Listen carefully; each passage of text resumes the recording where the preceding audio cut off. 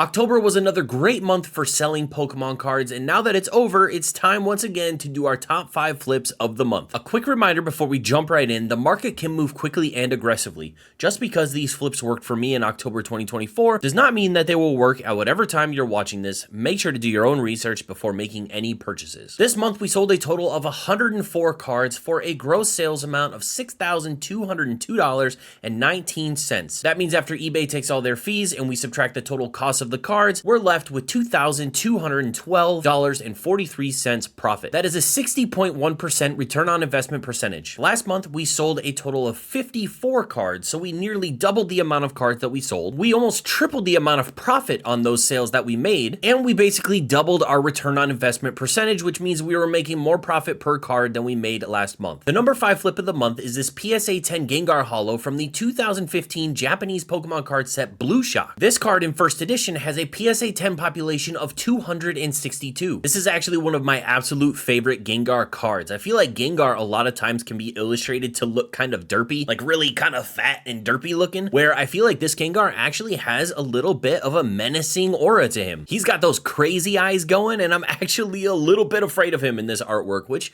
I feel like doesn't happen very often. Gengar is an extremely popular Pokemon, and in this super unique art style, it's definitely a card that I like to pick up if I can get it cheap enough. I was able to find this card in minty condition for $10.39. That means after the $15 grading fee with PSA, the total cost is $25.39. I was then able to sell this card at Chicago Collecticon for $80. And since I was able to sell this card at Collecticon and not on eBay, I didn't get hit with any of those pesky eBay fees, which means my total profit for this card is $54.61. That leaves us with an ROI percentage of 215.1%. For those of you guys that have watched these videos, you know that I like to give you a couple more metrics before we move on to the next flip. The first metric is I like to compare my buy it now sales to recent auction sales and see if we did any better or worse waiting a little bit to sell it buy it now, then throwing it straight into an auction. The next metric is I like to analyze the liquidity of each card. So I like to take a look at when did I get this card back from PSA, and then how long did it take me to actually sell it. The two most recent auction sales happened about a month ago. One of them sold for $63 and one of them sold for $66. So selling it buy it now or at a show for $80 was much better than me just sending it straight to auction. Now, because my buy-in was so low, I still would have made money had I sent it to auction and gotten similar results than these two people did about a month ago. I got this card back from PSA on May 16th and sold it this month in October. So it took me about 5 months for it to sell for the $80 at Chicago Collecticon. So is waiting 5 months for an extra 20 some dollars on this card worth it? That's for you to decide. The number 4 flip for October is this PSA 10 Lugia. This is the 10th movie commemoration promo that came out in 2007. This card has been graded quite a lot, and the population in PSA 10 is 1,572. One thing I really like about this card is the swirl up in the top left. I am a sucker for swirls, and whenever I can find these mid-era holos with nice either 1 or 2 swirls, sometimes you can find with 2, they are absolutely beautiful. I'm a swirl guy. I will pay up for a swirl personally. The other thing that I like is this card is illustrated by Fukuda. If you guys don't know, Fukuda did all of the illustrations for the Gold Stars. So it almost has a Gold Star illustration quality to it. Personally, I really like this Lugia artwork because it just shows the immense power of Lugia. It's almost like Moses parting the sea. You got these waves, you got the lightning in the background, you have all of this craziness happening around Lugia, and Lugia is just absolutely dominant in this artwork. I was able to buy a mint copy of this card for $31.39.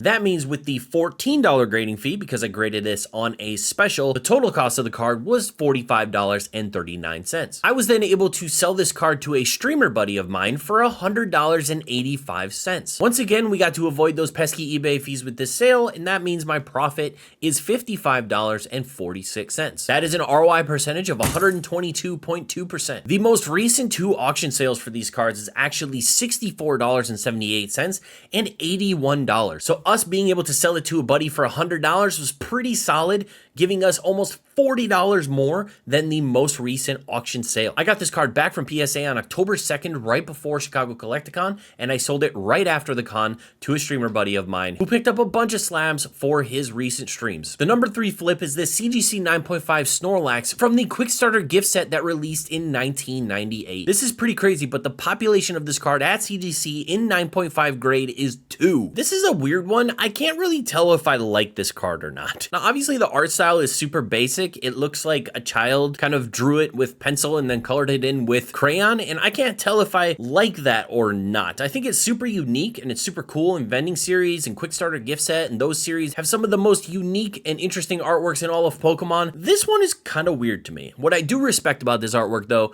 is that it's straight out of the video game. You can see that you're surrounded by water, you have a bridge coming down to Snorlax, and then you have a grass area to the left. That is exactly where Snorlax is in the video game when you encounter him going south from Lavender Town. So I do respect the accuracy in which this Snorlax was depicted. So I actually got this card in a collection, and it's tough when I pick up collections and I'm already in the profit for me to put like a purchase price down. So a lot of times I'll just put $1. This is a collection I purchased for, I think, $4,000, and I was tracking it for a long time prior to going basically $4,000 or $5,000 in the profit. But I had these Vending Series cards lying around, and I sent some of them for grading. So for the purchase price, I just put $1. It's probably not accurate. It's probably more $0 since I'm so far in the profit on this collection. I graded this card with CGC, so the grading fee was $10. So that leaves us with a total cost for this card of $11. I was able to sell this card at Chicago Collecticon for $80. You probably saw it featured in my recent vendor POV video. And once again, since this was an in-person sale and not a sale on eBay, we were able to dodge those eBay fees. That means my total profit was $69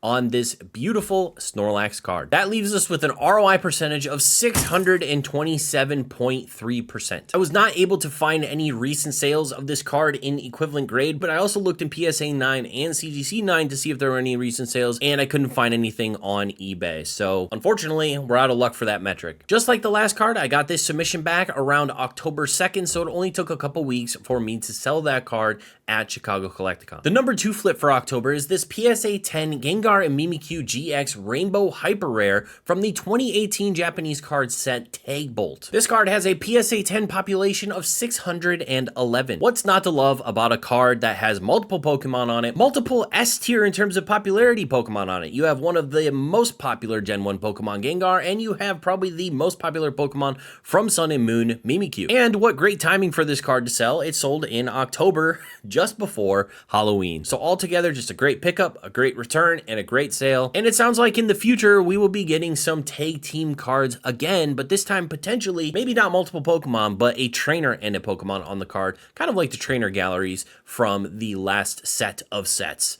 that we had. I'm very excited and looking forward to tag teams in the future. I think they are awesome and they have amazing textures in Japanese. This card, beautiful texture. I was able to buy this card for $46.59. That means after the $15 grading fee of the PSA, my total cost for the card was $61.59. I was then able to sell the card on eBay for $179.99. That means after eBay takes all their fees, my total profit is $86.89. That leaves me with an ROI percentage of 141.1%. There is one recent auction sale from a US seller for $130.50. This sale happened just a couple weeks before mine sold for the $180. While I still would have made money at that auction price, I would happily wait just 2 weeks to make $50 extra on my purchase. This card came back in the same PSA submission as the Lugia, so I got it back on October 2nd, and the card sold on eBay on October 18th. So 2 weeks later, for $86 in profit, I'll take that. That leaves us with our number 1 flip of the month, which is this PSA 10 Typhlosion EX from the 2003 Japanese Pokemon card set Miracle of the Desert. This card in Unlimited only has a PSA 10 population of 46. Now I know Typhlosion has had an unfortunate couple of months, but I was really excited that I was able to sell this to one of my best friends, someone that I've known for over a decade now, that I met in college. Such a great guy. I was able to see him again recently at Chicago Collecticon, and he picked up this card from my booth to support me. So I really appreciate it. Chris, thanks for stopping by. It was great seeing you, and thanks for buying this card. I was able to source a minty copy of this card for only $22.84. That means after the $15 PSA grading fee, my total cost all in was $37.84. I was able to sell this card at Chicago Collecticon for $150. Once again, another sale that gets to dodge those eBay fees, and that means our total profit on the card was $112.16. That leaves us with an ROI percentage of 296.4%. The most recent auction sale of this card sold for $113.50 just a couple months ago, which means selling our card, buy it now, or at Chicago Collecticon, we were able to sell it for about $37 more. This came in the same submission as the Gengar, so I got this card back from PSA on May 16th, which means it took me about 5 months to sell, but I'm glad I was able to sell it to my best friend whose favorite Pokemon is Kangaskhan, but I think his second favorite Pokemon is Typhlosion, so that's pretty awesome. Hopefully a great addition to his collection. Well, that's it guys, another great month of selling Pokemon cards in the books. Let me know in the comments below how your month went, and make sure if you missed last month's top flips video, you check that out right here.